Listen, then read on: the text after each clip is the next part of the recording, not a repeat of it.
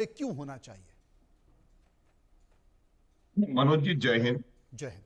सबसे पहले तो मैं आपको एक बात बताना चाहता हूँ कि जी। जो जो किसी भी युद्ध में जो एक निर्णायक फैक्टर होता है वो एयर सुपीरियोरिटी होती है। जहां से आप बहुत ज्यादा अच्छी तरह से इस बात को समझते हैं। जी। एयर सुपीरियोरिटी दो तीन चीजों के लिए बहुत आवश्यक होती है।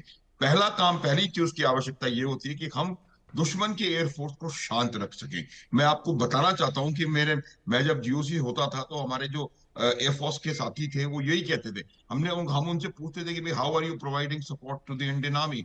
उसने बोला कि you may not see Indian air force, but we will make sure that you don't see Pakistan air force. जी। ये बहुत जरूरी है कि आप पाकिस्तान की जो एयरफोर्स है उसको काउंटर करें, न्यूट्रलाइज करें, ताकि पाकिस्तान की एयरपोर्ट हमारे जमीनी या समंदर के जो ऑपरेशन हैं, मनूवर्स हैं, उसको इंटरफियर ना कर सके। एक बहुत क्रिटिकल रिक्वायरमेंट है। उसके लिए हमें ऐसे मॉडर्न एयरक्राफ्ट की आवश्यकता पड़ती है जो कि शत्रु के रडार को धोखा दे सकें बहुत तेजी के साथ। आई मीन, 2 मैक जो है वो छोटी मोटी स्पीड नहीं होती है, 2 मैक से ज्यादा है।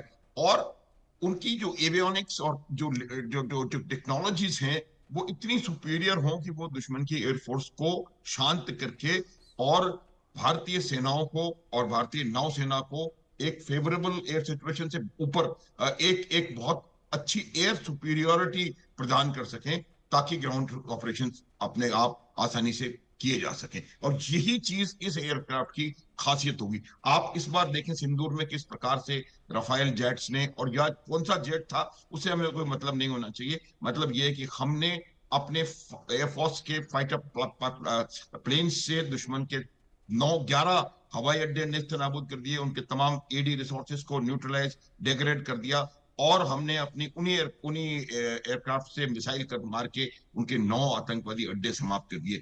इससे ये पता पड़ता है कि आज के मॉडर्न वॉरफेयर में जो एयर सुपीरियोरिटी है या एयर डिफेंस है, वो दोनों चीजें बहुत ज्यादा क्रिटिकल हैं। और हमने इस बार यही करके दिखाया कि हमारी जो मल्टी लेयर्ड एयर डिफेंस की ग्रिड थी वो बहुत चूक रही। उसकी वजह से दुश्मन की एयर और दुश्मन के क्या कहते हैं ड्रोन्स और जितनी भी मिसाइल रॉकेट जो भी उन्होंने हमारे ऊपर फायर करने की कोशिश की, सबको हमने न्यूट्रलाइज कर दिया। तो इसमें एक बहुत बड़े मील का पत्थर ये साबित होगा। सबसे बड़ी बात जो है वो ये है कि हमारा एक आत्मनिर्भरता की ओर बहुत तेजी से बढ़ता हुआ कदम इसको माना जाएगा। प्रोटोटाइप ऑलरेडी आ चुका है।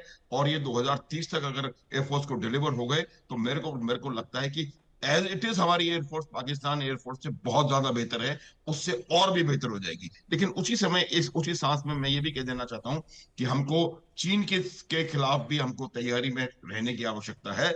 और यही वजह है कि जो 5th जनरेशन स्टेल्थ फाइटर है, ये एक बहुत बड़ा गेम चेंजर और फोर्स मल्टीप्लायर बनेगा चीन और पाकिस्तान दोनों के खिलाफ। एक और चीज मैं बताता हूँ कि जब आप अपने आप टेक्नोलॉजी डेवलप करके और अपने इंडिजिनसली इक्विपमेंट को बनाना शुरू कर देते हैं, तो आप उसको उसके अंदर जो है आपकी जो एयरफोर्स की जो रिक्वायरमेंट है वो वो लोग उनके सीनियर जो स्पेशलिस्ट होते हैं वो डिजाइनिंग से लेकर के और फाइनल उसका जो मॉडल निकल करके बाहर आएगा, उसमें वो साथ लगे हुए हैं। और उनकी उनकी वजह से जो एग्जैक्ट रिक्वायरमेंट है हमारी एयरफोर्स की, वो रिक्वायरमेंट कहीं ना कहीं हमारे जो रिसर्च एंड डेवलपमेंट वाले लोग हैं और जो भी एयर एचएएल या जो भी कंपनी इनको बना रही है, वो इस बात को जो एयरफोर्स के रिक्वायरमेंट है उसको मीट करना। क्योंकि अगर आप बाहर से खरीद रहे हैं तो जो उन्होंने बना लिया, जो उनके एनवायरनमेंट को सूट करता है, राफेल है,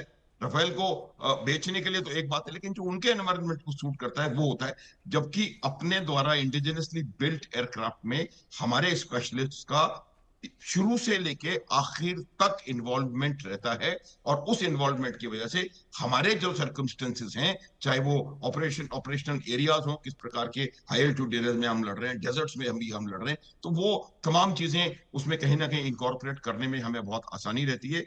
इसलिए मेरा ये मानना है कि जब जितने भी इंडिजिनसली डेवलप्ड हमारे वेपन सिस्टम्स हैं, वेपन प्लेटफॉर्म्स हैं, एयरक्राफ्ट हैं, वो तमाम बाकी चीजें कहीं ज्यादा बेहतर परफॉर्म कर रहे हैं, चाहे जी। वो आकाश हो या आकाश तीर हो या ब्रह्मोस हो। आपने देखा पिछले 3-4 दिन में 7 मई से लेकर के 10 मई के बीच में। तो मेरा ये मानना है कि एक बहुत बड़ा वैल्यू एडिशन होगा इंडियन एयरफोर्स के साथ जब भी ये एयरक्राफ्ट हमारा अपने अपने पास हमारे एयरपोर्ट में शामिल होगा। जी, Manoj. Group captain retired VN Jha साहब मेरे साथ मौजूद हैं। झा साहब, भारत पाकिस्तान के बीच में हाल के कुछ दिनों में जो तनाव रहा, तनाव के साथ साथ दोनों तरफ से वो तल्खी भी बनी रही, और इस तल्खी का एक बड़ा कारण है कि कहीं ना कहीं पाकिस्तान ने